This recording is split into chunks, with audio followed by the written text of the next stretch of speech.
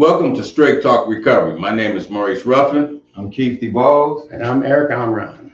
And here today we're going to talk about Eric O, which we call him Coach E. You know what I'm saying? When we be saying, hey, come on, E, this is the guy we're talking about. Big good friend of ours, big part of recovery. One thing when I say I remain teachable is this brother here helps me understand a lot about my job. Things in recovery, even about the podcast. He brings a lot to the table, and I'm very proud to have him a part of this and a part of our team. The pleasure's mine, man. And so, I just want you to introduce yourself to the family and friends. And somebody want to give a shout out to My girl Becky. She in the hospital, broken back. Heal up and got you in our prayers. also Vonia Corals from Riverside, California, Starting Over Incorporation. She's been a big part of my recovery, introduced me to recovery. I want to give a shout out to her and her organization, and family and friends. Thank you for supporting us. We're trying to do this to help others, and we're going to continue doing this. But right now, the time is for E, and we're going to let him share his story, where he at. We might ask a few questions, and we appreciate that y'all tune in and listen to him. Thank you. I mean, my story is probably the same as most other people's. I was locked up. I sold 2 ounces of cocaine to an undercover cop. When I got out of prison, I was told by my parole officer I had to get a job. Okay. Right. So I worked in a steel mill. I had to go through a temp agency, like, how that Everybody works. else. Right. And I was working at a steel mill at the time, and I remember these big steel sheets that were coming down. It sliced through my glove, and had to get 8 stitches in my hand. And the doctor gave me 60 Vicodin 750 ESs. And the thing that I remember most about when I took my first pill was it didn't just take away the physical pain, it took away the mental pain too. Okay. Like it actually shut off everything in my mind, and like it started normally with like a pill a day, and then it went to 2, and then my doctor did right by me. He cut me off. I started doctor shopping. At one point before the match. Not to cut you off, and you kept sharing your story. You said you doctor shopping. Yep. Can you explain that to the people? Because some people probably won't understand when you say doctor shopping. Sure. Yeah. Okay. So when and this was before the MAP system, and what that is it's a tracking system now for all narcotics, but it wasn't always that way. Right. To where you could have many different doctors and many different pharmacies filling orders on the same day. Right. And I had 5 different doctors, each prescribing me 120 Lorcet 10s. Okay. Right? Because at the max use, I was taking 36 Norco 10s a day. I would take them in 6 sets of 6. It seems like everybody kind of has their own number as to how many they took. Mine was 6 sets of 6. I would have to chew 6 before I even got out of bed. Okay. And I did a lot of illegal things. I wasn't a friend. I wasn't a husband. I wasn't a son. I was just somebody that wanted my drug. Right. And it's crazy because addiction and recovery are very narcissistic things. Yes. Like when you're in addiction, it's all about you. Right. When you're in recovery, it has to be all about you, right? So it's very narcissistic in there. Right. My wife wound up leaving me. She just had enough of my bull crap, And I always say the best thing she ever did for me was leave me, because like we were codependent on each other. And when she was gone, it was just now I had to deal with the silence. Right. And it was very loud.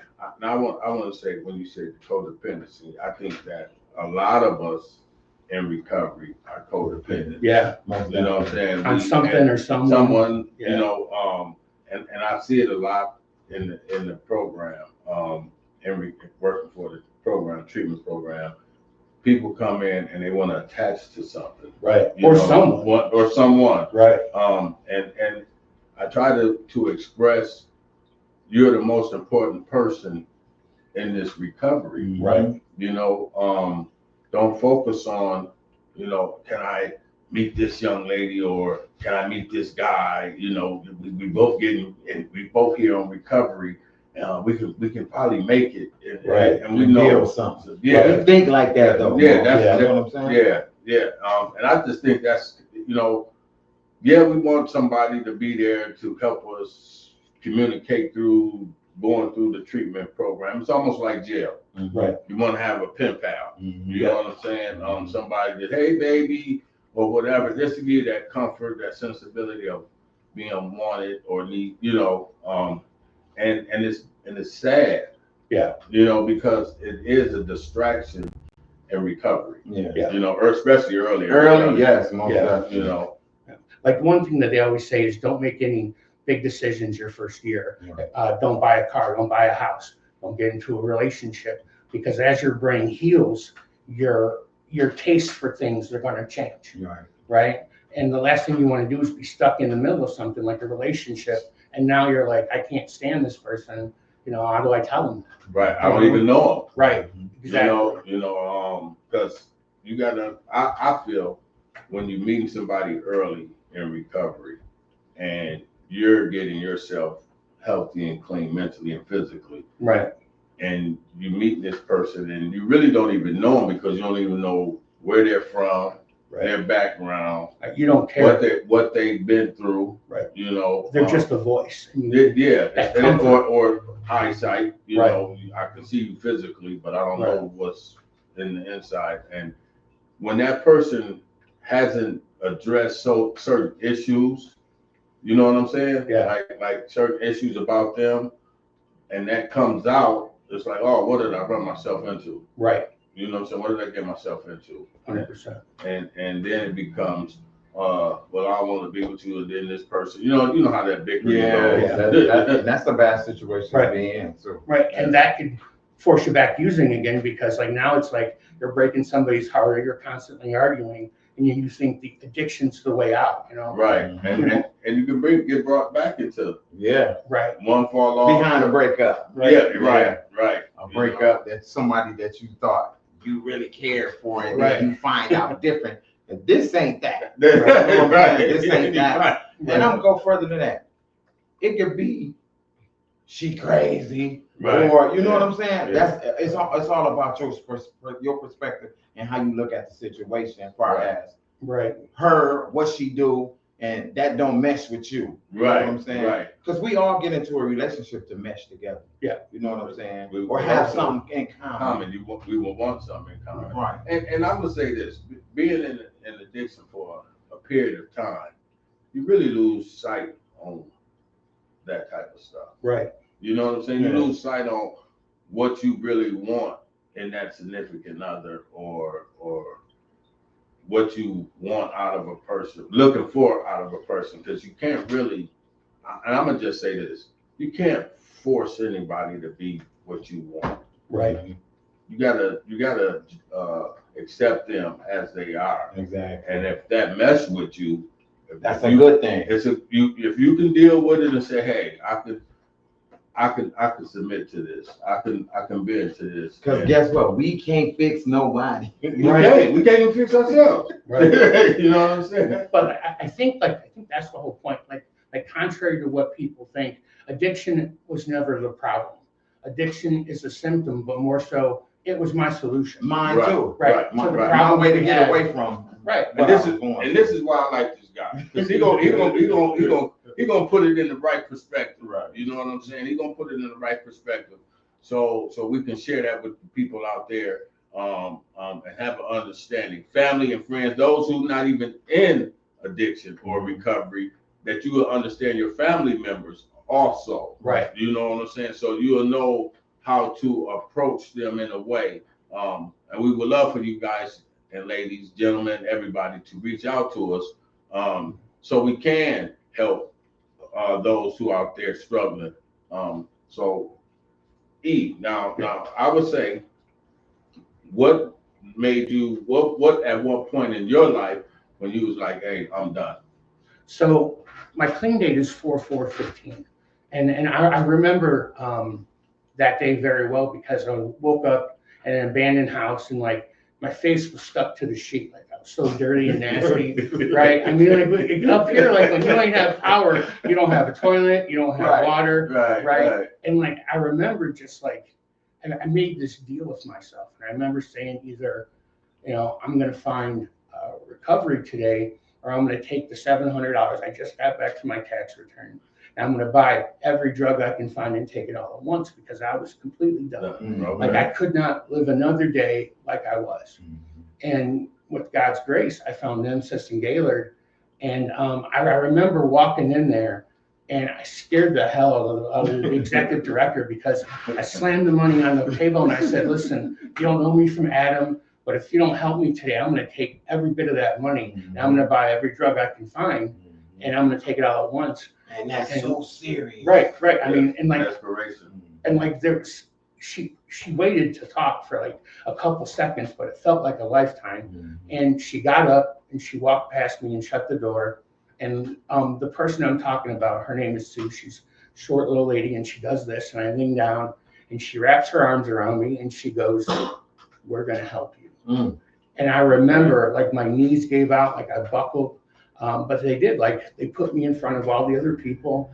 I saw the doctor that day, and then I started taking doses of methadone each day.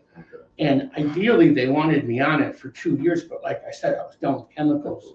So I walked it down in 8 months, and then I got an Vivitrol shot. And I like the fact that you said that, like you was done with all chemicals.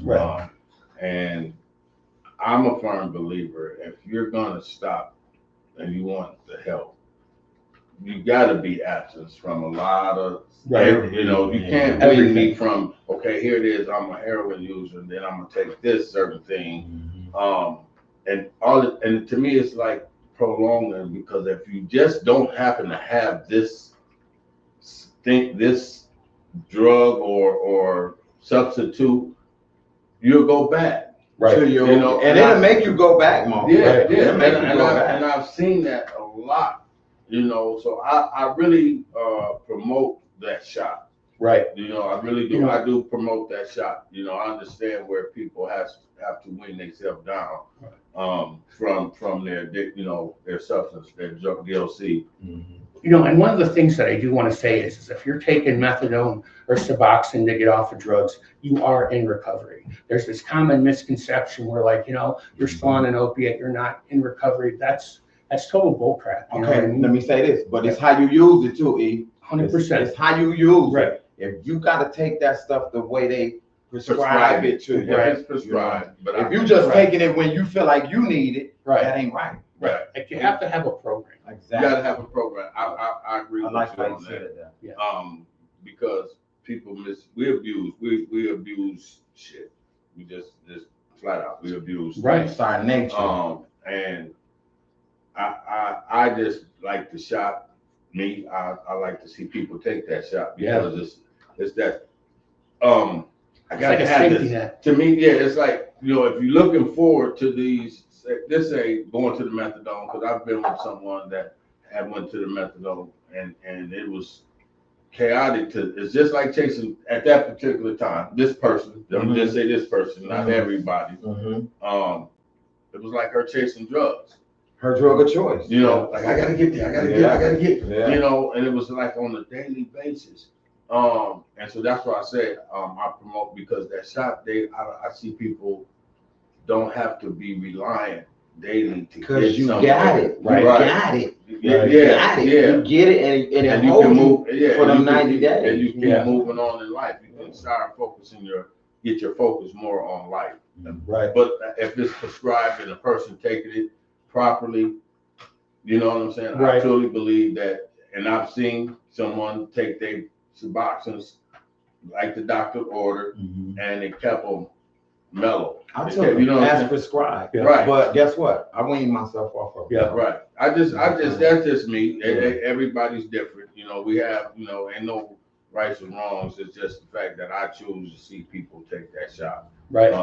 And that's just where I'm at with it. But you know, this ain't about a debate, because with somebody. They got to do what you got to do. Exactly. Right. You know, It's survival.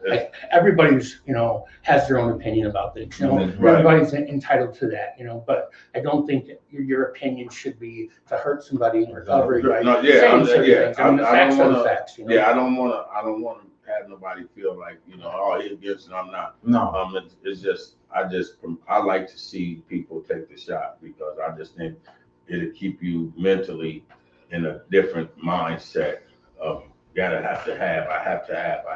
Okay. And And you learn then how to say live it like this: what works for you might not work for me. Right. And it's vice versa. Yeah, with all of us. that's true. So That's true. if it worked for you, use it. Yeah. Just use it the right way. Use it the Right. right way.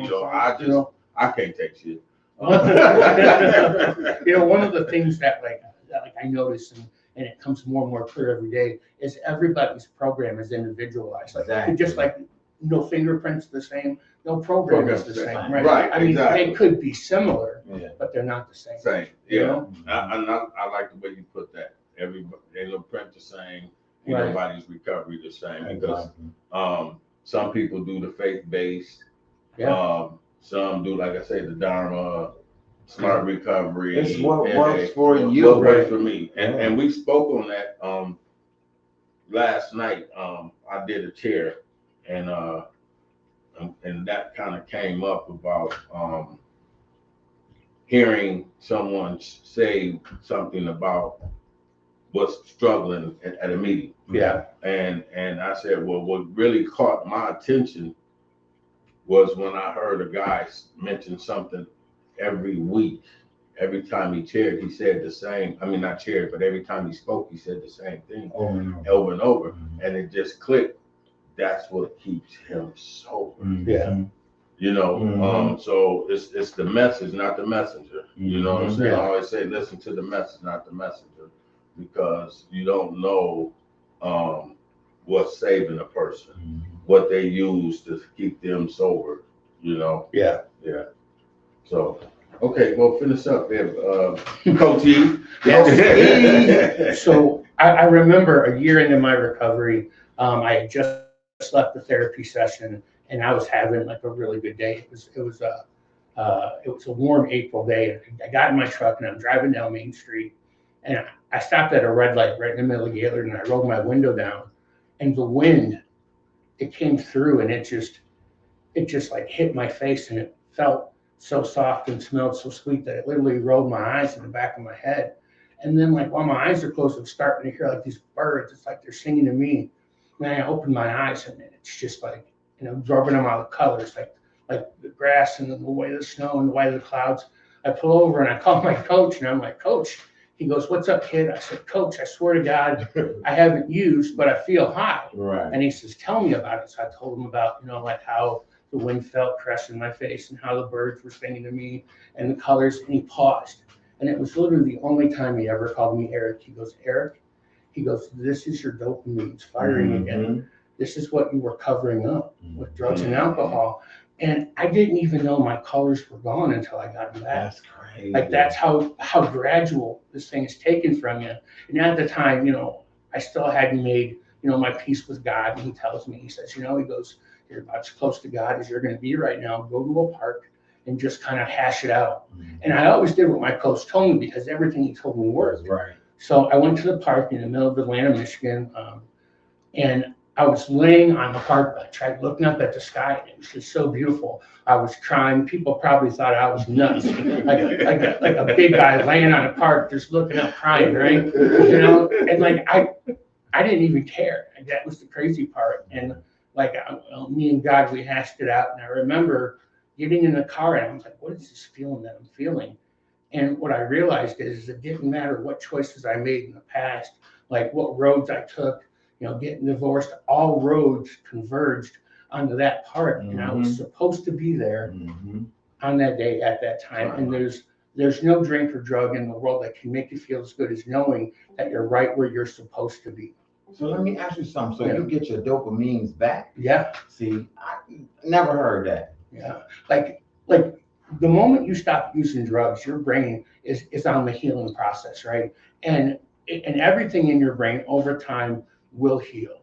like, for example, like with people using meth, Right. like meth will burn out those receptors to the point to where like it will take a long time to heal, but they do heal. And, Right. And Over there, time. right. Over And there time. is life after drug use, and it can be a remarkable life. You know what I mean? Like I've been on so many people's journeys through coaching through Families Against Narcotics, being a recovery coach for Bear River. Then it was a case manager, and now I'm a counselor there. And it's like I'm the blessed one because I get to encounter these amazing people who don't know that they're amazing. Yes. Because they're beat down, and we get to show them, like, look how remarkable you are. You chose life, in a world where death you thought was your only option, and you were courageous enough to get in the van and come, right? And like they don't think that that's such a big deal, but it's a huge deal because most people don't choose that. And I will say this, and I just experienced this last week, and a guy had this coin, and I'm seeing him flip like these two coins, and I said, he gave you those. Yeah. And he said, oh man, that gesture that you did by giving, and that's what you do. Yeah. That's what you do. And I love that. You give those coins out, and people be so happy they was given something to help them in their journey. Right. You know what I'm saying? It's that beginning. And it's like this, the Gatorade. Yeah. The reason why I gotta mention this about the Gatorade. He said the Gatorade. I gotta mention this. And I say the only reason why y'all drink so much Gatorade is because the color. Yeah. Which okay, do give you electrolytes and all that. But you're not an athlete. So you need to drink a couple of them, then after that down water. Yeah. Get that H2O in. And so that coin, those coins is a significance, man, to people that's early when they come through those doors, man. Yeah. He was so ecstatic. So it's hard to explain unless you see his face, how he felt. Because he was just there holding them, man. I said, he did something good there, because it means a lot. Go ahead. Well, like one of the things is like I don't give everybody coins. It's the ones that I worry about. The ones that I feel like need that extra love, that extra attention, And I explain what each coin means, and like every coin that I give out are coins that I have in my personal collection. So it's like I kind of let them know like how to use the coins and how the coins will, like for example, I have a coin. It's Saint Michael the Archangel. Right. He's the finder of lost souls. And I was like, hey, look, he just found you, right? Right. And it helps. Yeah. Right. Because I still got the ones you gave me. I'm a recipient of those coins that he gave. I'm feeling some type of way. I ain't getting no coin. I will give you. You're gonna get them.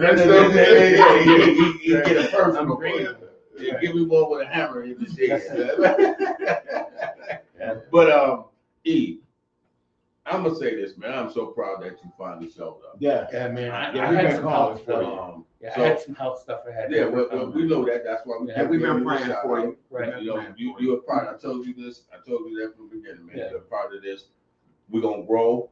Yeah. You know what I'm saying? Us three, and one of our goals is to. I'm gonna just say this. I want us to be able to go different places. Reach out to us. Yeah. We like to come to your town, your sober living housing, wherever, at park or wherever we got to do these podcasts, so y'all can share your story. Help somebody else. One of the things that I love about people in recovery is like how we can create other things. Like we got this podcast, and like I've got a friend named Dylan and Sarah who just started a nonprofit, named Recovery Works, right? Right. And like they're doing shirts and hats and all that stuff, and like what they've done in a year is just remarkable.